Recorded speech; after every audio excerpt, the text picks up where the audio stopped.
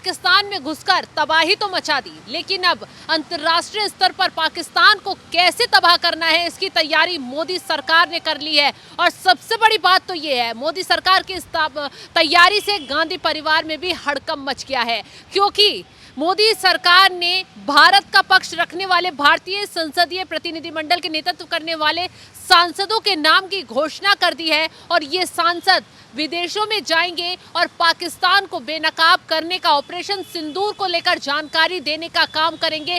सबसे अहम बात तो ये है कि इन सांसदों में शशि थरूर का नाम सबसे ऊपर रखा गया है। शशि थरूर को अमेरिका भेजा जाएगा, वहां वो पाकिस्तान को कैसे इस ऑपरेशन सिंदूर के तहत तबाह किया गया इसकी जानकारी साझा करेंगे, जिससे गांधी परिवार में बेचैनी बढ़ गई। अभिषेक, जिस तरीके से शशि थरूर काफी दिनों से मोदी सरकार की तारीफ कर रहे हैं और अब उन्होंने ट्रंप के बयान को लेकर ट्रंप को ही घेरा, मोदी सरकार के पक्ष में खड़े नजर आए, जिससे गांधी परिवार काफी असहज हुआ। अब ऐसे में मोदी सरकार की तरफ से शशि थरूर को विदेश भेजना, बड़ी जिम्मेदारी उन्हें देना, कहीं ना कहीं गांधी परिवार के लिए एक बहुत बड़ा झटका है। ये इस पर भी आएंगे शबनम, लेकिन सबसे पहले आप समझ लीजिए कि शशि थरूर एक ऐसे नेता हैं जो सरकार की नीतियों पर बात करते हैं, सरकार की नीतियों की आलोचना भी करते हैं और सरकार की अगर कोई सही काम करती है तो उसकी जो है खूबी भी बताते हैं। और विपक्ष की जो खूबसूरती है वो यही होनी चाहिए, ये नहीं कि अगर जो कमियां हैं वो आपने दिखा दी और जो खूबियां हैं वो आपने नहीं बताई। इस पर आए उससे पहले आप ये समझ लीजिए कि भारत एक ऐसा देश है जिसके पास फिलहाल खोने के लिए बहुत कुछ है। पाकिस्तान एक ऐसा देश है जिसके पास खोने के लिए कुछ भी नहीं है। वो देश दर देश भटकता है, कहीं से कटोरे में कुछ डल जाता है तो उसका अपना देश चल जाता है। बाकी अपनी अर्थव्यवस्था के नाम पर, विदेश नीति के नाम पर उसके पास कुछ है नहीं। लेकिन भारत जिस देश ने भारत के ऊपर शासन किया 200 साल तक, उस ब्रिटेन को पछाड़कर आज चौथे नंबर की अर्थव्यवस्था बन चुका है। जापान को पछाड़कर, ब्रिटेन को पछाड़कर आज हम चौथे नंबर पर हैं और उम्मीद है कि 2026 जैसे ही पास होगा वैसे ही हम तीसरी सबसे बड़ी इकोनॉमी भी बन जाएंगे। चुनौतियाँ उसके बाद आगे होंगी। अब देखिए, जैसे ही ये पहलगाम में अटैक हुआ उसके बाद सबसे पहले भारत ने सबसे पहले क्या किया, जितने भी देशों के जो डेलीगेट्स थे उन्हें बुलाया, अपने मंत्रालय में बुलाया, विदेश मंत्रालय में बुलाया गया और उन्हें वो सबूत दिखाए गए किस तरीके से आतंकवादियों ने उनके लोगों पर हमला किया है। उसके बाद उसने ऑपरेशन सिंदूर किया।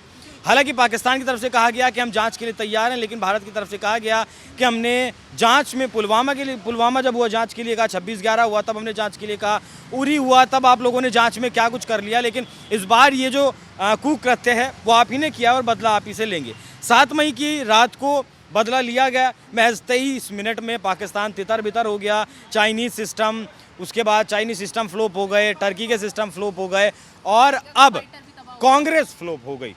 देखिए, शशि थरूर जो हैं वो बहुत ही इंटेलेक्चुअल नेता हैं। मैंने उनको देखा। अभिषेक, यही आ रही थी कि शशि थरूर को ही क्यों चुना गया, जबकि वो विवादों में लगातार छाए हुए हैं। गाइडलाइन कांग्रेस की तरफ से उन्हें लेकर जारी की जा रही है। देखिए, विवाद कांग्रेस पार्टी कर रही है ना, जैसे पाकिस्तान है ना, देखिए तुलना में नहीं करना चाहता, लेकिन आप एक नज़रिए से समझिए कि जिस तरीके से पाकिस्तान के पास खोने के लिए कुछ नहीं है, उसी तरीके से कांग्रेस पार्टी के पास भी खोने के लिए कुछ नहीं है। तमाम पार्टियों का संगठन बनाकर वो 99 सीटों तक पहुंची। महज 3 राज्यों में फिलहाल उसकी सरकार है, उनमें से भी कर्नाटक में, हिमाचल प्रदेश में बवाल मचा हुआ है पार्टियों की इकाई के अंदर ही। बाकी बचा तेलंगाना, वहाँ जैसे तैसे करके सरकार चल रही है। इस बार छात्रों का विरोध, वो जो जंगल वहाँ काटा है वहाँ भी छात्रों का विरोध बहुत ज़्यादा होने वाला है। तो कांग्रेस पार्टी के पास खोने के लिए कुछ नहीं है। अब शशि थरूर की बात करें तो शशि थरूर एक इंटेलेक्चुअल नेता हैं। मैंने अपनी बात की शुरुआत की थी कि वो सरकार की नीतियों की जो है विशेषता बताते हैं या फिर आलोचना करते हैं, सरकार की नहीं, सरकार की नीतियों की।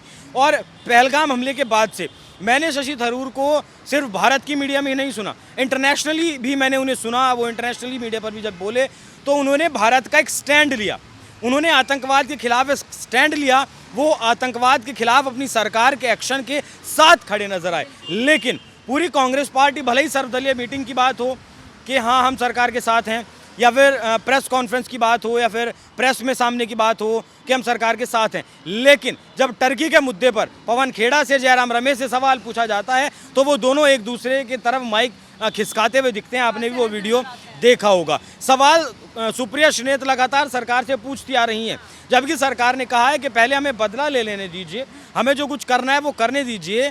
चूक सरकार ने मानी थी कि हाँ चूक हुई थी, सुरक्षा में चूक हुई थी, सुरक्षा की कमी थी, लेकिन उसके बावजूद भी लोग सवाल ज़रूर पूछ रहे हैं।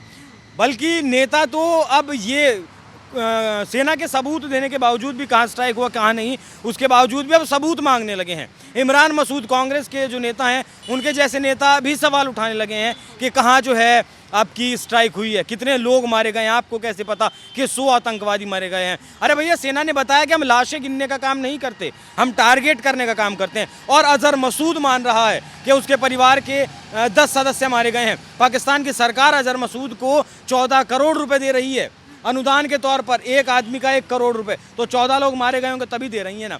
अब शशि थरूर को शायद यूनाइटेड स्टेट ऑफ अमेरिका के लिए इसीलिए चुना है क्योंकि सही को सही और गलत को गलत शशि थरूर कहने का मादा रखते हैं। अब याद करिए, कांग्रेस शासन के दौरान अटल बिहारी वाजपेयी को भी भेजा गया था, अपना प्रतिनिधि, सरकार ने अपना प्रतिनिधि बनाकर भेजा था। ठीक वही विपक्ष की खूबसूरती इस बार दोहराई है मोदी सरकार ने, क्योंकि मोदी सरकार जानती है कि कौन नेता किस बात को कहां पर बेहतर तरीके से रख सकता है। हालांकि अगर चाहते तो शशि थरूर को किसी और देश भी भेजा जा सकता था, क्योंकि विजय जय पांडा को ईस्टर्न यूरोप भेजा गया, कन्नीमोजी को रूस भेजा गया, संजय झा को साउथ ईस्ट एशिया भेजा गया, रविशंकर प्रसाद को मिडिल ईस्ट भेजा गया, सुप्रिया सूले को वेस्ट एशिया भेजा गया और श्रीकांत शिंदे को अफ्रीका के देशों में भेजा गया है। और शबनम, सभी देशों में इन्हें भेजा जाएगा। 6-6 लोगों का, 7-7 लोगों का एक प्रतिनिधिमंडल बनाया गया है, एक एक देश में जाएंगे। उनके बाद फिर उनका आगे का जो प्लान है वो बढ़ता जाएगा, बदलता जाएगा, पता चलता जाएगा कौन किस देश में जा रहा है। तो कांग्रेस पार्टी के लिए तो मुझे लगता है कि ये किसी बुरे सपने से कम नहीं है।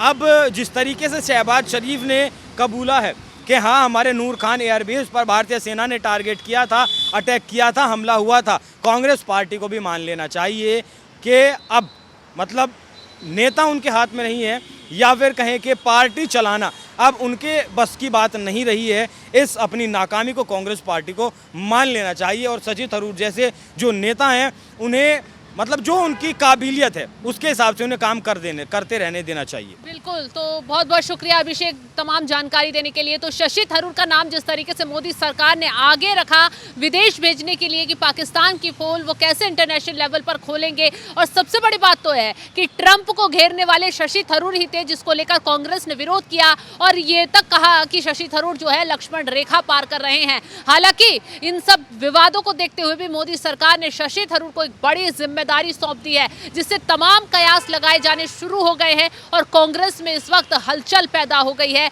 कि शशि थरूर को लेकर मोदी सरकार इतनी मेहरबानी, इतने खास तरीके से कदम कैसे बढ़ा रही है। फिलहाल आगे गांधी परिवार की तरफ से क्या कुछ बयान सामने आता है वो देखने वाली बात होगी। इस खबर को लेकर आप क्या राय रखते हैं कमेंट कर जरूर बताएं और तमाम खबरों की अपडेट के लिए आप हमारे साथ जुड़े रहें। नमस्कार।